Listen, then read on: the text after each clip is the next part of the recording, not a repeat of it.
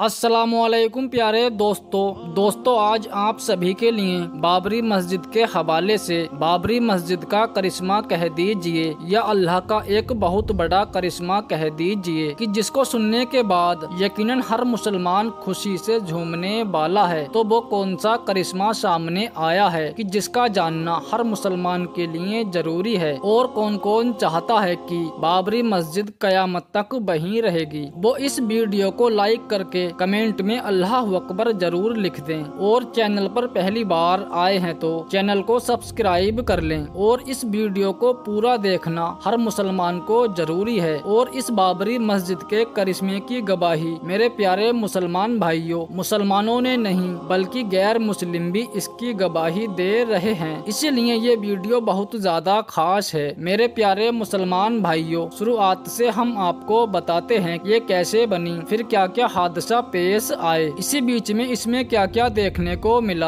मेरे प्यारे मुसलमान भाइयों, आप सभी को बता दूं, बाबरी मस्जिद की जो तामीर हुई वो बाबर के द्वारा हुई। आप सभी को बता दूं, बाबरी मस्जिद की जो तामीर हुई वो सन 1527 में हुई थी। तो दोस्तों लगातार 465 साल बाबरी मस्जिद लगातार अपनी जगह पर खड़ी रही, यकीनन बरकरार रही। लेकिन 1992 में कुछ राजनेता अपनी सीट को गर्म करना चाहते थे, उसी बुनियादी पर बाबरी मस्जिद को शहीद करवा दिया और जिसकी वजह से न जाने कितना बड़ा नुकसान देखने को मिला, ये हम सभी जानते हैं। यानी बड़े बड़े हादसात देखने को मिले कि जिसको देखकर यकीनन रूह कांप जाती है। मेरे प्यारे मुसलमान भाइयों, वो जो राजनेता थे उन्होंने अपनी सीट को गर्म करने के लिए बाबरी मस्जिद को शहीद करवा दिया, लेकिन इस गलती की वजह से न जाने कितने मासूम बच्चों की जानें चली गईं, जो बड़े ही अफसोस का मकाम है। मेरे प्यारे मुसलमान भाइयों, बाबरी मस्जिद के हवाले से अगर बात की जाए तो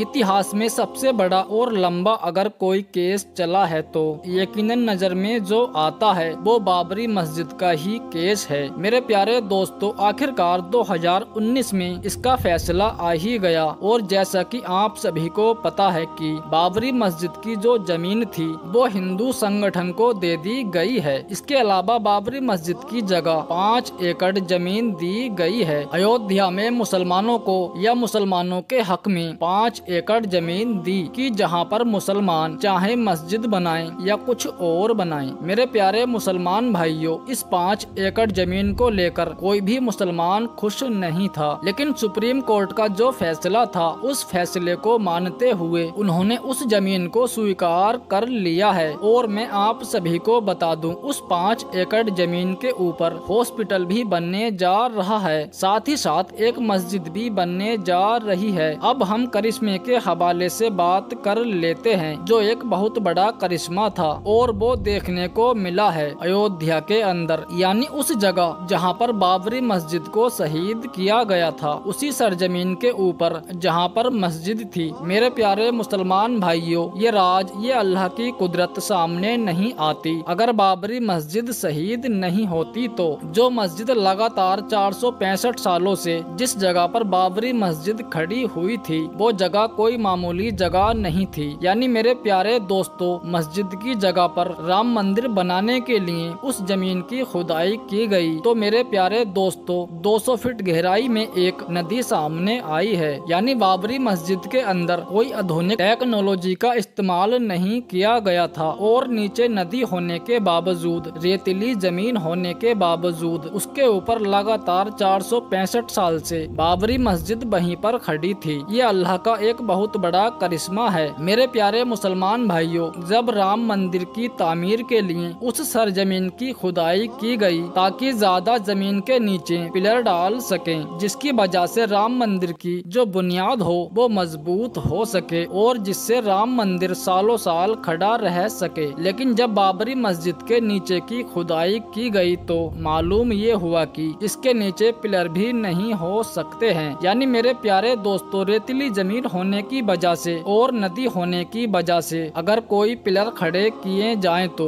वो धंस जाएंगे और आखिरकार उन लोगों को ये काम रोकना ही पड़ गया। ये बात मैं अपनी तरफ से बनाकर नहीं बता रहा हूँ। हो सकता है बहुत से लोग ये बात कहेंगे कि आपने कुछ प्रूफ नहीं दिखाया, तो मैं आप सभी को प्रूफ के नाम पर स्क्रीनशॉट दिखा रहा हूँ और बकायदा अगर आप चाहें तो इस न्यूज चैनल के ऊपर जाकर भी सुन सकते हैं। मेरे प्यारे मुसलमान भाइयों, इस खबर को NDTV न्यूज चैनल के ऊपर भी चलाया गया था। इसके अलावा बहुत सी न्यूज चैनल के ऊपर भी चलाया गया है, जिसके अंदर साफ तौर से ये बताया गया है कि ये चीज की राम मंदिर का काम रुक चुका है, सिर्फ इस वजह से कि जहाँ पर बाबरी मस्जिद थी उसकी सरजमीन के नीचे नदी है, रेतीली जमीन है, कि जिसकी वजह से पिलर खड़े नहीं हो पा रहे हैं। और मेरे प्यारे दोस्तों, ये बड़ी गंभीर समस्या आने के बाद वहाँ जितने भी लोग मौजूद थे, जितने भी इंजीनियर मौजूद थे, वो सभी के सभी दंग रह गए हैं और वो यकीनन परेशान होकर रह गए हैं, जिसकी वजह से उन्हें काम तक रोकना पड़ गया है। और मेरे प्यारे दोस्तों, दुनिया भर से कई बड़े बड़े इंजीनियर आ रहे हैं राम मंदिर की तामीर के लिए, लेकिन जब ये बड़ी समस्या सामने आई तो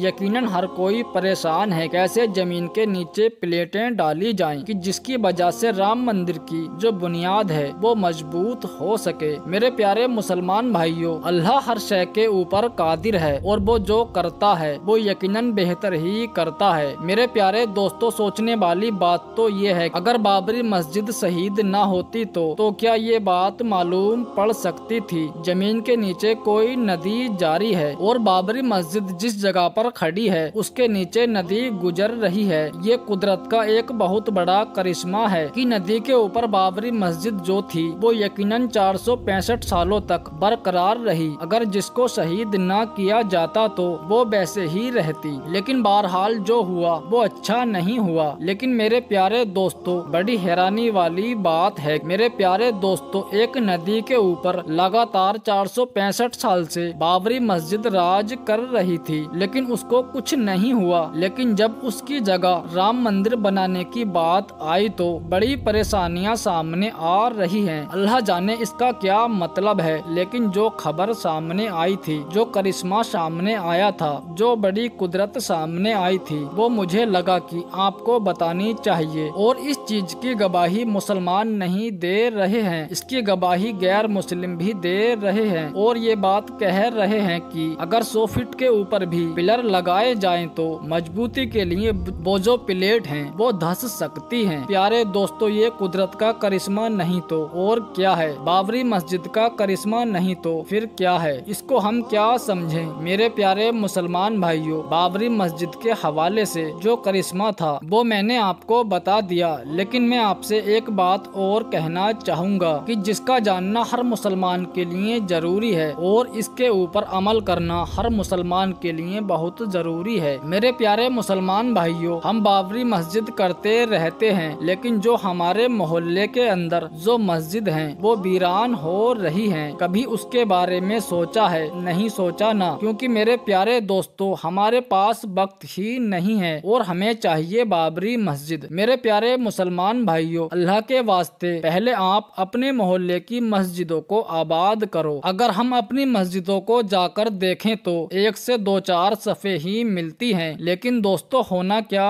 चाहिए था, नमाज तो यकीनन हर मुसलमान के ऊपर फर्ज है। 2 टाइम की नमाज भी यकीनन माफ नहीं है, लेकिन बावजूद जो हमारे मोहल्ले की मस्जिदें होती हैं वो 5 टाइम वीरान रहती हैं, 1 या 2 सफ़े नजर आती हैं। मेरे प्यारे दोस्तों, जुमे के दिन तो पूरी मस्जिदें भरी हुई नजर आती हैं और यहाँ तक के बाहर जो रास्ते होते हैं वो तक जाम नजर आते हैं। जो तादाद जुमे के दिन रहती है वही तादाद रोजाना की नमाज पढ़ने के लिए होती तो प्यारे दोस्तों बाबरी मस्जिद शहीद नहीं होती, क्योंकि प्यारे दोस्तों बाबरी मस्जिद में जो आखिरी नमाज पढ़ी गई वो सन 1949 में पढ़ी गई और तब से लेकर 1992 तक कोई नमाज नहीं पढ़ी गई। मेरे प्यारे मुसलमान भाइयों, अल्लाह का हम पर अजाब है कि हमने अपनी मस्जिदों को वीरान कर दिया है। हम अपनी मस्जिदों के अंदर नमाज की अदायगी नहीं करते हैं और हमारे मुंह पर सिर्फ और सिर्फ बाबरी मस्जिद लगा रहता है। क्या हमारे बाबरी मस्जिद कहने से अल्लाह राजी हो जाएगा? हरगिज नहीं, क्योंकि मेरे प्यारे दोस्तों अल्लाह तभी राजी होगा जब हम अल्लाह को राजी करेंगे और अल्लाह को राजी करने के लिए हमें 5 वक्त की नमाज को अदा करना जरूरी है। फिलहाल दोस्तों, आज की अपनी वीडियो को हम यहीं पर खत्म करते हैं। वीडियो पसंद आने पर न सिर्फ वीडियो को लाइक करें बल्कि अपने दोस्तों में भी शेयर करें, और इसी तरह की वीडियो हमेशा देखने के लिए हमारे चैनल को अभी सब्सक्राइब कर लें। हम मिलते हैं एक और ऐसी अगली वीडियो में, तब तक के लिए अल्लाह हाफिज।